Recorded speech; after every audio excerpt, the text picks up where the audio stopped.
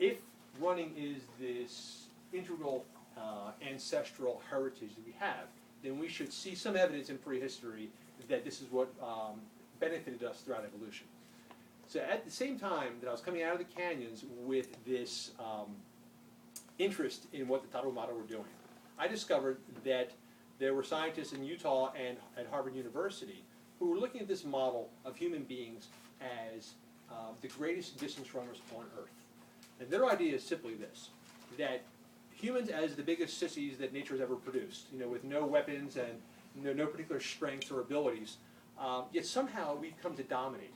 So what's the one thing we've got that no other animal has? We like to think it's our brains, but Neanderthals had big brains. Neanderthals had bigger brains than us, and they had them for a lot longer than we did. So what do we have? So again, present company excluded, there aren't many Neanderthals anymore. So what do we have that the Neanderthals did not have?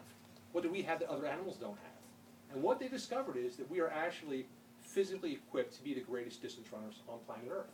And the reason why is, anyone care to throw something out? Sweat glands. Sweat glands is a good one. Anyone? That's one. Another one? What's that? We're bipedal. Okay, we're upright. We can see things. We can move.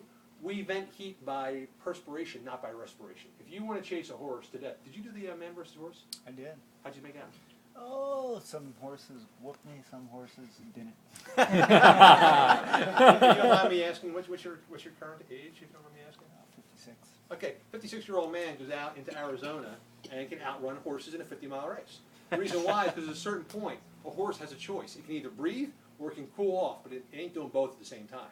We can. We can vent heat and we can keep moving. The other thing, too, is your body is equipped. If you took your leg, threw it up on this table, and dissected it, and brought an engineer in here and said, okay, with all these raw parts, what would you make? And they would say, well, obviously some sort of a bouncing machine, some kind of like a kangaroo device or pogo stick. Your leg is like a golf ball. If you open this thing up, it is absolutely packed with elastic tendons, which have tremendous amounts of recoil power. If you go outside right now on your bare feet and you start doing this, after a while you forget you're doing it. You just start to bounce and bounce and bounce. Why are you laughing at my golf ball legs? He's my triathlete coach, and we've just been going through all this shit. Less The recoil? exact same stuff. And we were going to breakfast, and I was actually bouncing on the sidewalk to show him what, Yeah. Well, if you ever want to test whether or not the human body is well designed to do something, find out whether kids do it and fighters. Because kids and fighters, kids do it for fun. No one tells them they're supposed to do it. Kids love to bounce on stuff. Kids love to feel weightless. They love swings and trampolines and sliding boards, feeling of weightlessness. Boxers have got zero margin of error. A boxer cannot afford to be, moving around. He's got to be light and loose to save his energy. That's why boxers, how do they move around the ring? Light and loose. Elastic recoil. It's free. You can go 15 rounds and never use your legs. That's what we're equipped with. But then it comes up to one problem. Okay, so now we got this machine designed for running. How do you make the animal want to actually do it? And that's basically where I was in this quest. And I'll just break off this point because I can just keep wandering around. But I started to get the answer when I had this ambition to go down. Caballo was going to put on a 50-mile race. You say it's 47? 47. The guy down there told me it was 50. It's 47. Okay, we'll say 47-mile race. I wanted to do this, but I had 9 months to prepare for it. At that point, I'd been told I couldn't run at all, and I knew for a fact I couldn't run 5 miles. And the question was whether I could go from 0 to 50 miles in 9 months without, once again, springing something loose in my legs. I started to train with a guy who guaranteed me he could teach me how to run the way Caballo runs and get me ready for this race. That solved one part of the problem, which was that I had the ambition to try it, I was getting the equipment to try it, I believed that my ancestry should have prepared me to do this thing. The only thing this race lacked was any other racers, because I was pretty convinced up until about 2 weeks beforehand it was going to be me, you, and Eric, and nobody else.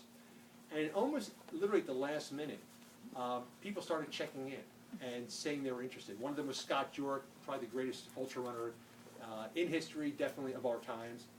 And I also had the opportunity to talk to this girl named Jen Shelton, who at that time was 21, living in Virginia Beach, and she's a former gymnast and surfer.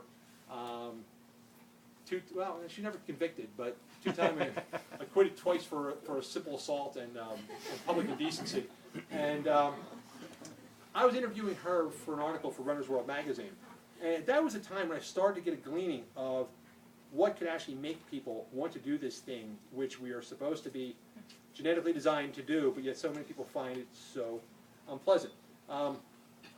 Jen's first race ever was not a 10K, it was not a marathon, it was a 50-mile race through the Blue Ridge Mountains.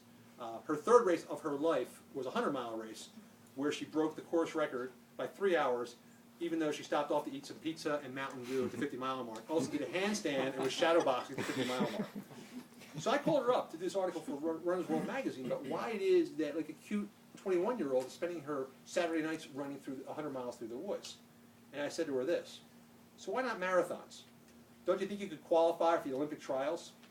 And she said, dude, seriously, the qualifying standard is 2:48. Anybody can do that. Jen could run a sub 3-hour marathon while wearing a string bikini and chugging a beer at mile 23. And she would, just 5 days after running a 50-mile trail race in the Blue Ridge Mountains. But she went on. But then what? I hate all this hype about the marathon. Where's the mystery? I know this girl who's training for the trials, and she's got every single workout planned for the next 3 years. She's doing speed work on the track like every other day. I couldn't take it, man. I was supposed to run with her once at 6 in the morning, and I called her up at 2 a.m. to tell her I was, I'll use a different word here, drunk on margaritas and probably not going to make it. Jen didn't have a coach or a training program. She didn't even own a watch. She just rolled out of bed every morning, downed the veggie burger, and ran as far and as fast as she felt like, which usually turned out to be about 20 miles. Then she hopped on the skateboard she'd bought instead of a parking pass and kicked off to class at Old Dominion, where she'd recently dropped back into school and was making straight A's. She said, I never really discussed this with anyone because it sounds kind of pretentious, but I started running ultras to become a better person. I thought, if you could run 100 miles, you'd be in this Zen state. You'd be the friggin' Buddha, bringing peace and a smile to the world. It didn't work in my case. I'm the same old punk ass as ever. But there's always a hope that will turn you into the person you want to be, a better, more peaceful person. When I'm out on a long run, the only thing in life that matters is finishing the run. For once, my brain isn't going blah, blah, blah. Everything quiets down, and the only thing going on is pure flow. It's just me and the movement and the motion. That's what I love, just being a barbarian, running through the woods. Listening to Jen was like communing with the ghost of Caballo Blanco. So I said to her, it's weird how much you sound like this guy I met in Mexico. I'm heading down there in a few weeks for this race he's putting on with the theTarahumara. No way! I think Scott Jorah's going to be there. You are kidding me, the budding Buddha exclaimed. Really? Can me and my friend go? Oh no, shit. Okay, we got midterms. I'm going to have to pull a fast one on him. Give me till tomorrow. The next morning, as promised, I got this message from Jen. My mom thinks you're a serial killer who's going to murder us in the desert. It's totally worth the risk. So where do we meet you guys? So I'll stop there, but what intrigued me was that this is someone who seemed to have found out the secret of the theTarahumara on her own. She found out that this is a way to actually be what she wanted to be, without any preconceptions, without trying to get anything out of it. And she loved it. And to this day, she's a sensational runner, sensational drinker, sensational fighter, but sensational in a lot of ways. So I'll stop right there and be happy to open things up to questions.